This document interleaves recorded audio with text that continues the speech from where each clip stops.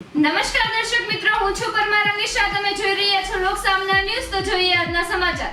સાબરકાંઠાથી અમારા રિપોર્ટર જીતેન્દ્ર સોલંકી સાથે America, Israel અને ઈરાન વચ્ચે છેડાયેલા જંગની જ્વાળાઓ હવે ગુજરાતમાં ઉદ્યોગ જગતને દઝાડી રહી છે.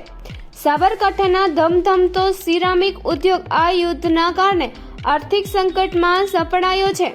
પ્રોપેન ગેસનો સપ્લાય ખોરવાતા 5 જેટલા મોટા સિરામિક એકમોને તાળા લાગી ગયા છે, જેના કારણે હજારો શ્રમિકોની રોજીરોટી છીનવાય છે અને કરોડોનું ટર્નઓવર અટકી પડ્યું છે. જુઓ આ વિશેષ અહેવાલ.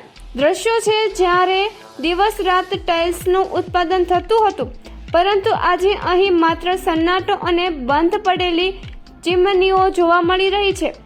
અમેરિકા, ઇઝરાયલ અને ઈરાન વચ્ચે છેડાયેલા ભીષણ જંગની અસર સાત સમંદર પાર સીધી સાબરકાંઠાના સિરામિક હબ પર પડી છે. યુદ્ધના કારણે આંતરરાષ્ટ્રીય જળમાર્ગ પર સર્જાયેલા તણાવને લીધે પ્રોપેન ગેસની સપ્લાય ચેન સંપૂર્ણપણે ખોરવાઈ ગઈ છે.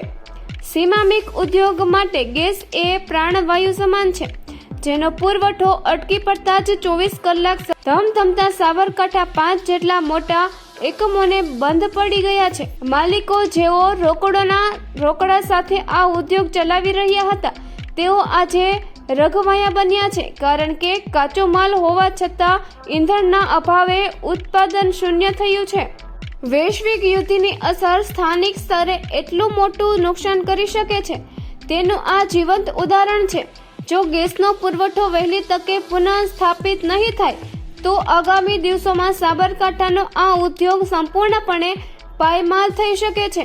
હવે જોવાનું એ રહે છે કે સરકાર આ શ્રમિકો અને ઉદ્યોગપતિઓની વહારે ક્યારે આવે છે. હું એક શ્રમિક છું. સિરામિક કંપનીમાં શ્રમિક તરીકે કામ બજાવું છું. અત્યારે હિંમતનગર તાલુકાની 5 જેવી કંપનીઓ છે, જે ગેસ પાઇપલાઇન બંધ હોવાથી અથવા તો ગેસ બંધ હોવાથી બધી કંપનીઓ પડી ભાગેલી છે.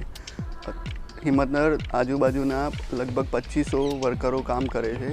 દરેકની રોજગારી ઉપર સંકટ છે, જેથી કરી રાજ્ય સરકાર અને કેન્દ્ર સરકારે શ્રમિકો વિશે વિચારી કંપનીઓને રાહત પેકેજ આપવું જોઈએ અથવા તો ગેસ લાઇન પૂરો પાડવો જોઈએ, જેથી કરી અમારા ઘરનું પણ ચાલે અને દરેકનું રોજગાર ચાલે. હિંમતનગર સાબરકાંઠાથી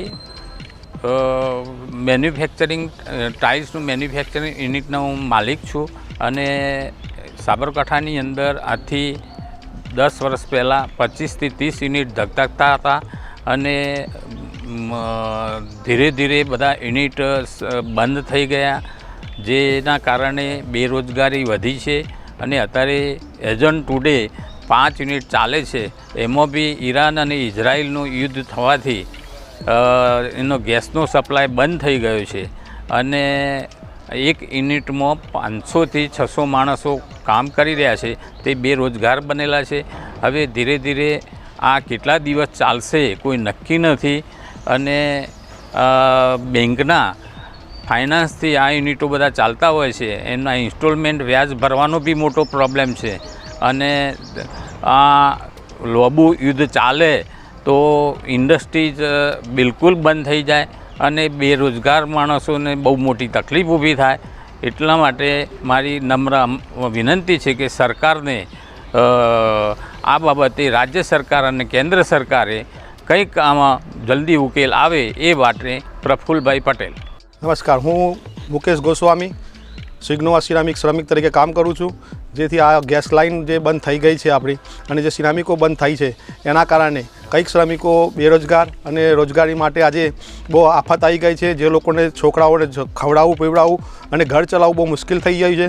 આજે આ કમસે કમ હિંમતનગરની અંદર 5-6 કંપનીઓ ચાલુ છે, એ બધી સિરામિકો બંધ થવાના કારણે બહુ મોટો બેરોજગારનો આફડો ફાટી ચૂક્યો છે હિંમતનગરની અંદર. જેથી કરીને આપણા શ્રમિકોને બૈરા છોકરાઓને ઘર ચલાવવું, આ બધું કેવી રીતે ચલાવવું, સ્કૂલની ફી અને આર્થિક ખર્ચા કેવી રીતે ઉપાડવા, એ બહુ મોટી આફત ઊભી રહી છે.